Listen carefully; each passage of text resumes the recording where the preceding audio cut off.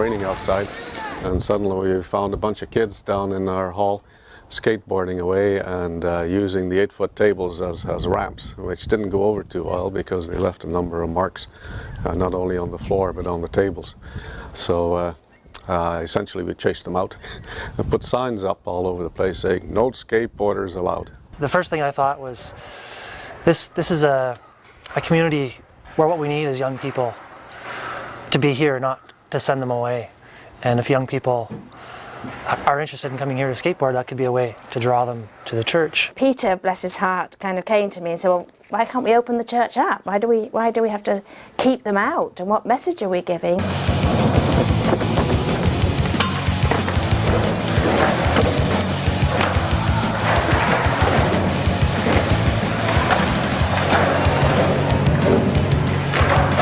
I like to come to skateboarding because it's fun and a cool activity. It's been good for us because we've had to open up our minds and our hearts to skaters, and I think that was a little hard at the beginning for some in the community. Some of these young people have been in troubled situations in their life, and they found Jesus, and it's radically changed their whole being. I gave my life to Jesus, my whole life got transformed, but you know, skateboarding came with me. There's no way I was dropping skateboarding.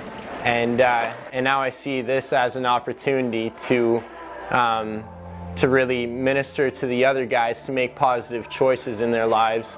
We've been doing this all winter, and it arose as a great opportunity to fellowship and get into good skateboarding, which are the two primary goals we have here, is just getting better skateboarding and fellowship, praising God, doing what you love, and doing that as worship. Thor is an awesome role model. He'll sit down with Felix, who's 6, and just sit there and show him how to do the tricks that he sees him do. And last week Thor did this amazing little 360 jump thing, and Felix, everyone he saw this week was like, "Thor did this, Thor did that." And it's good to have those kind of kids in the community, to have positive role models.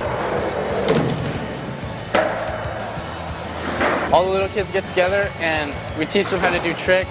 Like, they're constantly asking us, how do we do this, how do we do that? You know, we help them out, and then also we help them build relationships with each other. We're always joking around and getting them to talk to each other. When we sit down and have prayer, sometimes we go around and get everyone to say their name, just give them a highlight of the day or the week. Get some kids, some of them are kind of shy, and they get them kind of involved with each other. So about 7:30, the lights flick, and that tells everybody it's time to gather. And they usually bring their skateboards and they grab a treat and they sit on their skateboards, and we begin with the prayers. I know a little bit about teenage boys becoming young adults, and it's not that cool to pray in front of your buddies. Thanks, Lord, for this awesome night. We got a huge crew out tonight. Thank you so much for this awesome year we've had skating here. Thanks for blessing us with nice weather,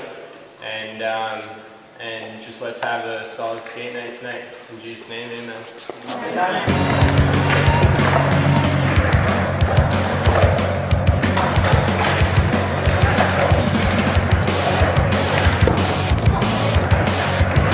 The skaters are ministering to us as we are trying to minister to them, because they're bringing some of our folk out in a way I never thought I'd see.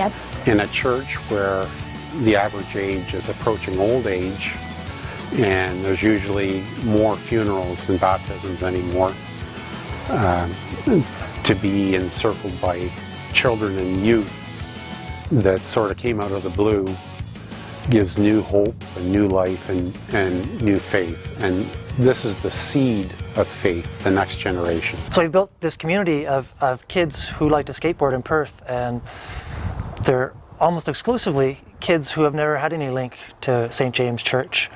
And some of them have never had a link to any church at all and never been in a church. Thinking about it later, I realized that actually we saw a stranger knocking on the door and chased him away.